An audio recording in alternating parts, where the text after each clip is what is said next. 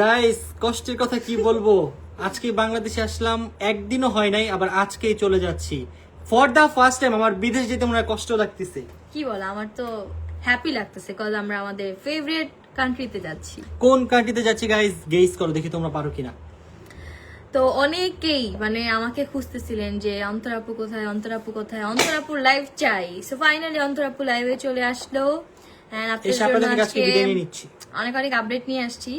তো first of all আমরা তো আসছি বাংলাদেশে কালকে, এন্ড আজকে আবার ফ্লাইট চলে And যাবো। আমাদের আজকের লাইফটা হচ্ছে একটা গুড নিউজ নিয়ে আসছে। এই গুড নিউজ হচ্ছে অন্তরা নতুন শপ ওপেন হতে যাচ্ছে আগামী 7 তারিখ। আপনারা সবাই আসবেন, সবার জন্য 7 নভেম্বর।